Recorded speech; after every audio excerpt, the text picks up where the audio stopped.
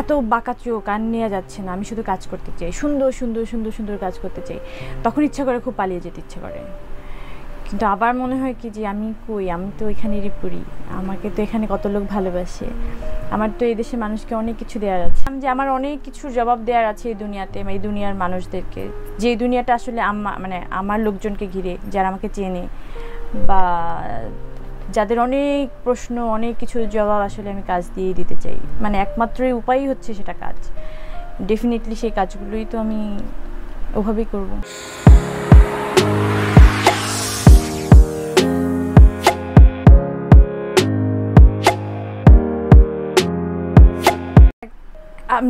দেখেন, আপনি কিন্তু অনেক আগের থেকেই আমাকে, মানে আমার ইন্টারভিউগুলো দেখবেন, আমি যদি ওখানে জিন্স পরেও যেতাম, তাও যদি আমাকে জিজ্ঞেস করা হতো যে আমার পছন্দের মানে ড্রেস কি, তো আমি বলতাম শাড়ি।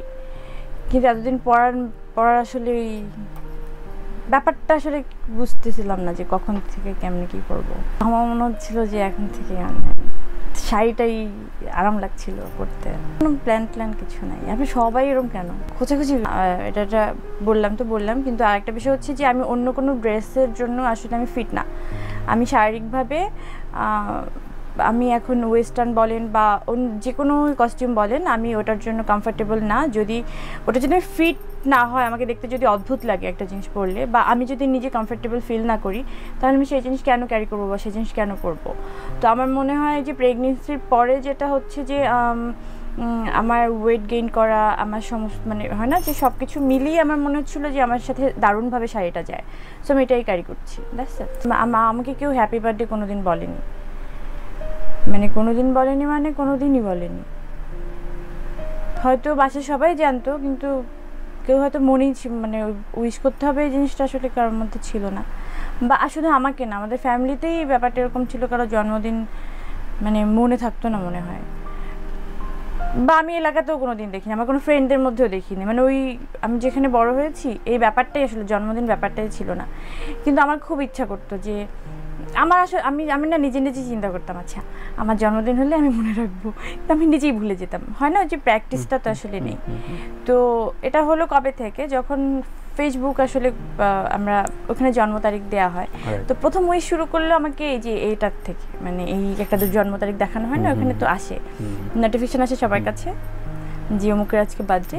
তো এই উইশটা আমার কাছে খুব মজা লাগলো, মানে হঠাৎ করে কি আমাকে হ্যাপি বার্থডে বললো, মনে হচ্ছে আজকে স্পেশাল, এই দিনটা আমার। ওইখান থেকে মনে হলো যে মা, আমি আমার বার্থডেতে আমি কেন ঘরে বসে আছি, উৎসব করি না কেন। তো ওইখান থেকেই আসলে একটু একটু করে এখন প্রোগ্রামগুলো আসলে অনেক বড় হয়ে গেছে, কারণ আমার সার্কেল বড় হচ্ছিল।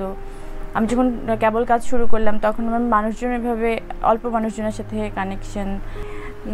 আমি তখন তো হচ্ছে কবে আসলে কাজে ফিরবো, কবে ফিরবো না, তো এটার মধ্যেও যেটা হয় তারও উপরে তো অনেক ধরনের অনেক চাপ থাকে না, একটা মহিলা মানুষ কাজ করছে এই সমাজের মধ্যে এরকম। আর তখন তার উপরে কত ব্লেম গেল জেল থেকে আসার পরে, তার উপরেও তো একটা। তো ওই সময় আসলে আমার মনে হয় আমি খুবই তাকে বলতাম যে তুমি কাজ করো, আমি কবে ব্যাক করব কবে না করব এটা এই চিন্তা না করে কাজটা শেষ করো। ওদের ফ্যামিলিকে মানে জানানো হয়েছিল, তারা সবাই এসেছিলেন, আমার শ্বশুর শাশুড়ি, খুবই দারুণ একটা সম্পর্ক ছিল।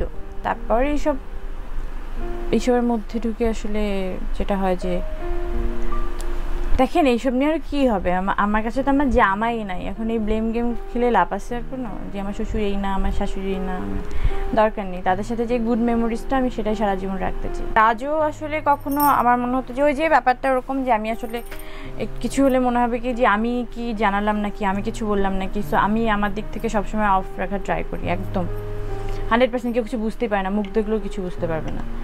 তো এরকম একটা ব্যাপারের মধ্যে দিয়ে যাচ্ছিলাম, কিন্তু কতটুকুই বার পারলাম। আগেও বলেছিলাম যে আমার অনেক কিছুর জবাব দেওয়ার আছে এই দুনিয়াতে, এই দুনিয়ার মানুষদেরকে, যে দুনিয়াটা আসলে আমার লোকজনকে ঘিরে, যারা আমাকে চেনে বা যাদের অনেক প্রশ্ন, অনেক কিছুর জবাব আসলে আমি কাজ দিয়েই দিতে চাই। মানে একমাত্রই উপায়ই হচ্ছে সেটা কাজ। ডেফিনেটলি সেই কাজগুলোই তো আমি ওভাবেই করবো। দারুণ, আপনারা বলেন না যে দারুণ, খুব পারফেক্টলি অ্যাক্টিং করে আর কি, মানে অভিনেতা। প্রেমিক হিসেবে 10 মাত্র, 10 ভরপুর 10, স্বামী হিসেবে 10, হ্যাঁ, যতদিন স্বামী ছিলেন দেখি সে সে আমার ভাবনাটাই ভাবছে যে আমি তো এভাবেই করেই ভাবি, কিন্তু আসলে না, জিনিসটা এরকম না। আপনি কতক্ষণ ভাববেন? মাঝে মাঝে যদি ইচ্ছা করে পালিয়ে যাই, মানে কারণ মনে হয় যে একদম কাজ করি, শুধু কাজ, এত কন্ট্রোভার্সি, এত খোঁচাখুচি, এত পিছনে লাগা, মানে এত বাঁকা চোখ আর নেওয়া যাচ্ছে না। আমি শুধু কাজ করতে চাই, সুন্দর সুন্দর সুন্দর সুন্দর কাজ করতে চাই। তখন ইচ্ছা করে খুব পালিয়ে যেতে ইচ্ছা করে, কিন্তু আবার মনে হয় কি যে আমি কই, আমি তো এখানেরই পড়ি, আমাকে তো এখানে কত লোক ভালোবাসে, আমার তো এই দেশে মানুষকে অনেক কিছু দেওয়ার আছে, আমার তো এখনও দেওয়া শুরুই করিনি। আমি আমার বাচ্চাকে দেখেন, আমি জানি না, এটা আমার মনে হয় যে ও বড় হলে মেয়েদেরকে অনেক রেসপেক্ট করবে। শুয়ে গেছে, মানে আগে অনেক হতাশ হতাম, অনেক খুবই ডিপ্রেস হয়ে যেতাম এগুলো নিয়ে, কিন্তু এখন এগুলো রেগুলার মনে হয় যে এগুলো তো হতেই পারে। না না না, আমি একদম একা না। দেখেন আমার কাছে যে এঞ্জেলটা আছে, এরপর আপনি কি, আমার তো এখন ডানা আছে। আগে আমি উঠতে পারতাম না, এখন আমি উঠতে পারি। আচ্ছা, আমি এখন মোটেও একা না, আমার নিজেকে মোটেও একা মনে হয় না, এবং আমার নিজেকে এতিমও মনে হয় না। আমার মনে হয় না যে আমার পরিবারে কেউ নেই, আমি একা একা ছিলাম কোনোদিন, বা এরকম কিছু মনে হয় না। আমার মনে হয় আমি একদম জীবনে, আমি মানে হয় না যে কানায় কানায় ভরপুর। না, মানুষ চিনে ভুল নেই। আমি যে মানুষটাকে ভালোবেসে হাত ধরেছিলাম, ওই মানুষটা আমার কাছে রিয়েল ছিল, ওই মানুষটা কোথাও ভুল ছিল না। তারপরে যেটা হয় যে মানুষ বদলে যায় না, বদলে তো গেছে। এখন সেটার জন্য এই মানুষটার সাথে ওই মানুষটাকে তুলনা করে তো আমি আমার সুন্দর সময়টাকে আমি নষ্ট করতে চাই না। যেটা সুন্দর ছিল এটা আমার কাছে সুন্দর সময়। সিনেমা কি করে করলাম, কত দারুণ দারুণ কাজ করে আসলাম না, কত নতুন নতুন নির্মাতার সাথে কাজ করে আসলাম না, কোথাও একটা গ্যাপ হয়তো, এবং যারা বলে তাদেরকে আমি চিনিও না, তাদের সাথে আমার কোনো কাজও হয়নি বা ওঠা বসাও নেই, অথবা তারা আমার কোনো শুটিংয়ের সেটেও যায়নি। আমি জানি না কেন বলে। আমার বাচ্চার বাপ, আমার হাজব্যান্ড, মানে এইসবকে ভুলে যাবো আমি তো ওনার চোখের সামনে দাঁড়িয়ে, মানে ভুলে যাবো যে উনি শুধুই আর্টিস্ট, আমার কো আর্টিস্ট, মানে কি এটা আসলে আমার জন্য মনে হচ্ছে এখন ব্যাড লাগ। কারণ এখন বলেন যে বললো না, তাহলে বলা উচিত না, তুমি চেপে যাও, যেটা ব্লাস্ট হয়ে গেল সেটা তো একটা জবাবদিহিতা থাকেই, আমার তো একটা জায়গা তো ক্লিয়ার করতে হবে, একটা পর্যন্ত তো আমার কথা বলার মানে এটা তো আমি বাধ্যগত। আমার জন্য কত স্পেশাল একটা দিন ওই দিন, আর ওই দিনও বাসা থেকে চলে যায়, তাহলে আমি মানে বুঝেন আমার এত দারুণ একটা দিনে, যেদিন আমার আসলেই অনেক বেশি হ্যাপি থাকার কথা ছিল, সেদিন আসলে কি আমি হ্যাপি ছিলাম? কারণ দেখেন, সবসময় তো আপনি সব কথা বলতে পারবেন না, মানে বললেই হচ্ছে আপনাদেরকে খালি আঙুল তোলা হবে, কিন্তু আপনার বলতেও হবে। আপনি কতদিন কতভাবে চুপ করে থাকবেন? যে কোনো ওয়েতেই বলেন, আপনি বলা উচিত। তো আমার মনে হয় আমার যেটা চলছে আমার জীবনে, আমার ভেতরে এই পরিস্থিতিগুলো বা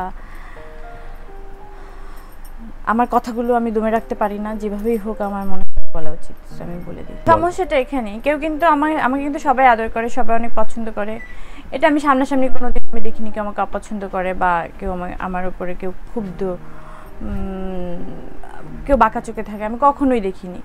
যারা এই চলচ্চিত্রের মুরব্বীরা আছেন সবাই কিন্তু আমাকে অনেক স্নেহ করে, অনেক আদর করে, মানে অনেক, মানে ব্যাপারটা এরকম যে আমি অনেক আসলে তাদের কাছে অনেক আপন, কিন্তু আমি কোনোদিনও দেখিনি আমার কোনো বিপদে তারা একটা মিনিট আমাকে ফোন করে, বা কখনো যদি আমি আসলে মনে হয় যে এটা আমি, মানুষ তো ভুল করবেই, যদি তাদের কখনো মনে হয় যে এটা ভুল, নিশ্চয়ই আমাকে একটা কল করতে পারে, বা আমার যে কোনোভাবেই আমার সাথে তুই আয় বাসায়, এটাও তো বলতে পারে। আমার বাসায় না আসুক, আমি তো চলে যেতে পারতাম, কোনো একজন মুরব্বী ডাকলে, বা আমার কোনো, তারা তো আমার গার্ডিয়ানের মতোই, হ্যাঁ। তো সেখান থেকে আমি কিন্তু কারো কোনো দিনও কল পাইনি। কিন্তু আপনি একটা ক্যামেরা নিয়ে চলে যাবেন, বলবেন যে সমসাময়িক বিষয়ে বলেন, এরপর ধুয়ে দিবে গোষ্ঠী। তো এগুলো খুবই খারাপ। মানে আপনি যদি অভিভাবক হতেই চান, যদি আমার ভালোই চান, এভাবে আপনি ক্যামেরার সামনে এসে কেন বলেন? তাহলে আপনি নিশ্চয়ই আগে আমাকে একটা কল করবেন। কখনোই পাইনি, এটা খুবই হতাশাজনক, মানে আমার জন্য অনেক, এটা অনেক কষ্টের এবং দুঃখেরও।